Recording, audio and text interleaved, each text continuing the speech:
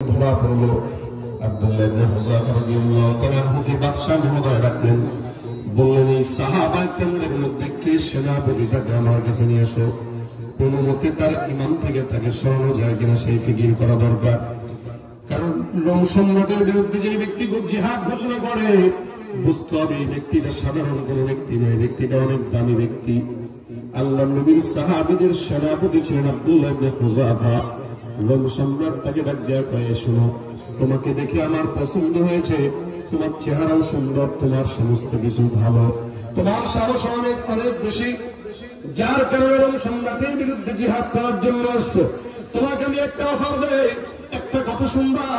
আমি তোমাকে বলতেছি, ইমানটাকে ছেড়ে দাও, মুহাম্মদের গোলামি ছেড়ে দাও, যা চাও তাই দেব। শুধু তাই নয়, আমার একটা সুন্দরী নারী আছে, মেয়ে আছে, এই সুন্দরী কন্যার সঙ্গে তোমার বিবাহের সম্পর্ক আমি জড়ায় দেব। শুধু তাই নয়, রোম সম্রাটের অর্ধেক জাহান খেলাফতের দায়িত্ব আমি তোমাকে দেওয়া দেব, অর্ধেক জাহানের বাদশাহী তোমাকে দান করবো, আমার মেয়েটাকেও দান করবো। তোমাকে আমার পছন্দ হয়েছে, তুমি এখন বলো আমার এই প্রস্তাবে তুমি রাজি কিনা? আল্লাহর বান্দা আব্দুল্লাহ ইবনে হুযাফা রাদিয়াল্লাহু তাআলা আনহু ওই বাদশা মনে করছে এত বিশাল বড় একটা অফার দিলে মনে হয় মানবে। কিন্তু মনে রাখবেন, ইমানদার মানুষের বান্দাকে আল্লাহ পাক যে ঈমানের মুখ দান করছেন, এই ঈমানটা এই টাকা দিয়ে বান্দা তার বাজার থেকে বিভিন্ন জিনিস খরিদ করতে পারে, টাকা দিয়ে গরু ছাগল কিনা যেতে পারে, লেকিন টাকা দিয়ে মুসলমানের ঈমান কোনোদিন খরিদ করা যায় না। রোম সম্রাট মনে করলে মনে হয় টাকা দিয়ে তাকে কিনে ফেলবে। যখন নাকি বলল আমার কন্যাকে আমি তোমাকে দিব আর আমার অর্ধ জাহানের অর্ধ বাদশাহী দিব, রোম সম্রাটের অর্ধেক বাদশাহী তোমাকে আমি দান করব। আল্লাহর বান্দা আব্দুল্লাহ ইবনে হুযাফা ডাক দিয়া বলে, এ পারস্যের কুকুর, তুমি কি মনে করছো আল্লাহর নবীর প্রতি যে ঈমান, এই ঈমানটা মনে হয় তো দুর্বল?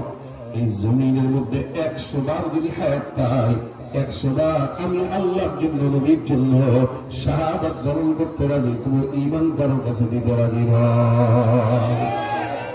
আব্দুল্লাহ ইবনে হুযাফা স্পষ্ট ভাষায় জানা যায়, পারস্যের বাদশা বারবার চিন্তা করে, মুখের উপর আমাকে এত বড় অপমান, এতগুলো মানুষের সামনে ঈমান আনলো না, আমার মেয়েকে দিয়ে দিব, এত বড় একটা অফার সে বুঝলো না, অর্ধেক বাদশাহী দিব এটাও সে বুঝলো না, আমাকে রোমের কুকুর বলে সম্বোধন করলো। রাত যখন মাথার মধ্যে উঠে গেল, আদেশ দিয়া কয়, আব্দুল্লাহ ইবনে হুযাফাকে একসঙ্গে এদের সঙ্গে জেলখানায় নিয়ে যাও। খবরদার 1 সপ্তাহ একে কোনো খাবার দেওয়া যাবে না, পানিও দেওয়া যাবে না। 1 সপ্তাহ পর্যন্ত না খাওয়া সাহাবী আব্দুল্লাহ ইবনে হুযাফাকে বন্দী করে রাখলো। 1 সপ্তাহের মাথায় ওনার হায়াত একদম নিভু পর্যায়ে চলে গেছে। লড়তেও পারে না, চড়তেও পারে না, কথা বলতে পারে না। 1 সপ্তাহ পরে ডাক্তার আসলে দেখার জন্য। আল্লাহর বান্দাকে যখন ডাক্তার দেখতে আসলো, ডাক্তার ডাক দেওয়ার সালাম দা, যেই হালত দেখে আসলাম, একটু পরেই বান্দার হায়াত শেষ হয়ে যাবে, দয়া করে এই বান্দাকে বাঁচানোর জন্য খাবারের প্রয়োজন, পানির প্রয়োজন। বাদশা কয়, যাও যাও, বাদশাকে খাবার দিবা, তুমি কি দিবা শোনো, শুকরের গোশত দিবা আর শরাব দিবা। শুকরের গোশত দেওয়ার শরাব দেওয়া, কারণ বাদশা এটা জানে এক একজন ইমানদারের ঈমান এত দুর্বল, এত সবল, এই ঈমানের জন্য, ঈমান দেহটার ভিতরে যেমন শক্তি, তাদের ঈমানের শক্তি আছে। এই বান্দার যেহেতু দেহের শক্তি শেষ, বান্দা এখন ঈমানের শক্তি দুর্বল করার পালা। এই ঈমানের শক্তি যদি দুর্বল করতে হয়, হারাম গোশত খাওয়ানো লাগবে। যখন বান্দার দেহের মধ্যে হারাম জিনিস ঢুকবে, তখন তার ঈমান দুর্বল হয়ে যাবে। যেহেতু এই বান্দা এখন ক্ষুধার পর, এই কারণে বান্দাকে শুকরের গোশত দাও আর শরাব দাও। ক্ষুধার যন্ত্রণায় যেটাই পাবে বান্দা সেটাই খেতে রাজি হয়ে যাবে। বাদশা মনে করল আব্দুল্লাহ ইবনে হুযাফা মনে হয় শুকরের গোশত দেখলে হুমড়ি খেয়ে পড়বে, কারণ জান বাঁচানো তো ফরজ। শরাব পাইলেও তো মনে হয় খাবে। বাদশার তরফ থেকে যখন আব্দুল্লাহ ইবনে হুযাফার সামনে শুকরের গোশত গুলো আর শরাব পেল, ডাক্তার তাকে ডাক দেয়া কয়, শোনো, তোমার সামনে খাবার যেটা আসছে এটা গরু অথবা ছাগলের গোশত না, এই গোশতটা বাদশা তোমার কাছে শুকরের গোশত পাঠাইছে, আর যে পানীয় দেখতেছো এটা সাধারণ পানি নয়, এটা হলো শরাব। যেই নাকি শরাব আর শুকরের গোশতের কথা শুনলেন, তার সামনে রাখা হলো আব্দুল্লাহ ইবনে হুযাফা। এতক্ষণ পর্যন্ত ছিল দুর্বল, আল্লাহর বান্দার এখন শক্তি এমন জায়গা থেকে চলে আসছে, আল্লাহর বান্দাটা লাথি দিয়া ওই শুকরের গোস্ত আর শরাবটাকে এক লাথি দিয়ে ওখান থেকে ফেলে দিয়েছে। আল্লাহু আকবার, শুকরের গোস্ত ফেলে দিল, শরাবও ফেলে দিল। বাদশাহ নামদারের কাছে খবর গেল, আরে আব্দুল্লাহ ইবনে হুযাফা এখনো দুর্বল হয় নাই, বলে কেন? যে খাবারটা খাইলেন এই খাবারটা লাথি দিয়ে ফেলে দেয়, শুকরের গোস্তটাকেও ফেলে দিল, পানিটাকেও ফেলে দিল। সে বলতেছে মরতে রাজি হবে, কিন্তু শুকরের গোস্ত হারাম জিনিস ভিতরে ঢুকাবেন।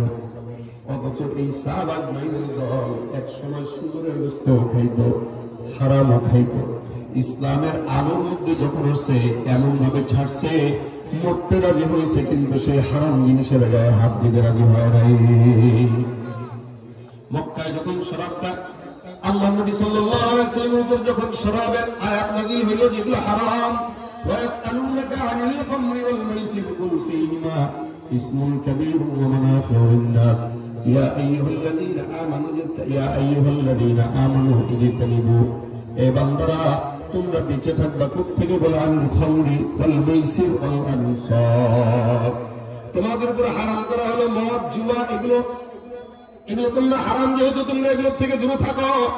আল্লাহ পাক রব্বুল আলামিন যখন হারামের আয়াত নাযিল করে দিলেন, সাহাবাগণ সব ঘরের ভিতর থেকে বড় বড় মদের মক্কা সবগুলোকে ফেলে দেয়, একটা মদ নয়, প্রত্যেকটা গলি গলিগুলো যেমন মদের মধ্যে সয়লাভ হয়ে গেছে।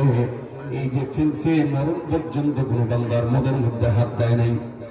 এই বান্দারা বাদশার কাছে যখন খবর গেল আব্দুল্লাহ ইবনে হুযাফা শুকরের গোস্ত আর মদটাকে লাথি দিয়ে ফেলে দিয়েছেন, বাদশা ডাক দিয়া কয়, এ আব্দুল্লাহ ইবনে হুযাফাকে আমার সামনে ডেকে নিয়ে আসো, জল্লাদ নিয়ে আসো। এরে ভালোভাবে বললে শুনবে না, সুতরাং একটা কাজ করো, এর সামনে গরম তেল ফুটাও, আর মুসলমানের কিছু দুই একজনকে নিয়ে আসা গরম তেলের ভিতরে ছেড়ে দাও, এদেরকে হত্যা করা ছাড়া আমার কাছে আর দ্বিতীয় কোন রাস্তা নেই। আব্দুল্লাহ ইবনে হুযাফার সামনে দুইজনকে হত্যা করলো গরম তেলের মধ্যে ফুটায়া। আব্দুল্লাহ ইবনে হুযাফাকে ডাক দিয়া কয়, শোনো, দেখো, চিন্তা করো, এই যে তোমার সামনে দুইজনকে গরম তেলের মধ্যে ফুটায় মারলাম, বলো ইমান আনবা না ইমান রাখবা নাকি ছাড়বা? আব্দুল্লাহ ইবনে হুযাফা ডাক দিয়া বলেন, এ বাদশা, ইমান রাখবো নাকি ছাড়বো প্রশ্নই তো আসে না, এই প্রশ্ন করার দরকার নেই।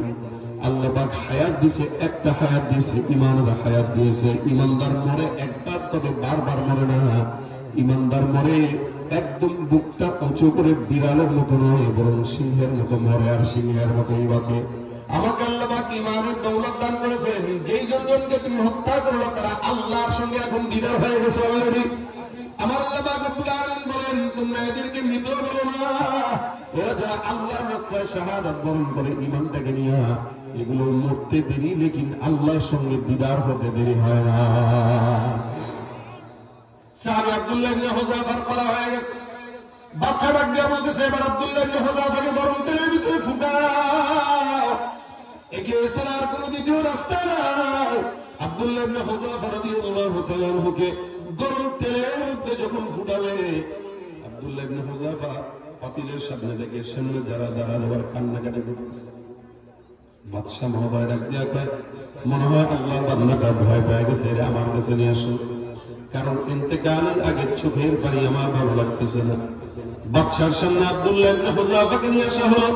বাদশা ডাক দিয়া বলতেছে, আব্দুল্লাহ, তোমার চোখের পানি বলতেছে তোমার সন্তানের জন্য মায়া লাগতেছে, বিবির জন্য মায়া লাগতেছে, কারণ এই দুনিয়ার মায়া ত্যাগ করে যাওয়া ইচ্ছাকৃতভাবে অনেক কঠিন। আমার মনে হয় তুমি মরার ভয়, মৃত্যুর ভয় কান্নাকাটি করতেছো, কান্নার কোনো দরকার নাই। তুমি বলো, হায়াত যদি চাও আমি তোমাকে হায়াত দিতে পারি। আব্দুল্লাহ ইবনে হুযাফার সঙ্গে সঙ্গে ডাক দেয়া কয়, হে রমের কুকুর, শুনে রাখো, যে হায়াত আমার মাওলা আমাকে যে ঈমানটা দিয়েছেন, এই ঈমানটা আমার কাছে এত দামি, তুমি আমার চামড়া পুরাইতে পারবা, লেকিন ঈমানটাকে পুরাইতে পারবা না। আমি এই সময় যারা যারা কান্না করতেছি এই কারণে, আল্লাহ পাক রব্বুল আলামিনের ইন্তেকাল করবো আল্লাহর জন্য, দ্বীনের জন্য, ঈমানের জন্য, এটা আমার জন্য কত গৌরবের। হায় হায়, আমার দিলের মধ্যে এমন শান্তি লাগতেছে, এই শান্তির কথা চিন্তা করে আমার চোখে অশ্রু আসতেছে, খুশির অশ্রু। এই মুসলমান, আল্লাহ পাক যদি আমাকে একটা নয় 1 লক্ষটা হায়াত দিত, আমি আল্লাহর রাস্তায় 1 লক্ষটা জিন্দেগি আল্লাহর জন্য ইমানের জন্য কুরবান করতাম। সুবহানাল্লাহ। ভাইরা আমার, দেখেন এটা সাহাবা ইকরামের ঈমান। সাহাবা ঈমানের জন্য জীবন পর্যন্ত দিয়েছেন, কোনদিন তাগুতের সামনে মাথা নত করে নাই। আর আমাদের মানুষরা নেতার জন্য জীবন দিতে পারে, কিন্তু আল্লাহর জন্য তারা জীবন দিতে রাজি হয় না।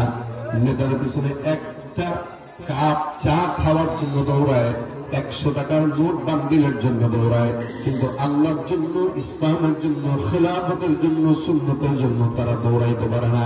তার মানে বোঝা গেল এরা ইমানদার দাবি করতে পারে কিন্তু হতে পারে না।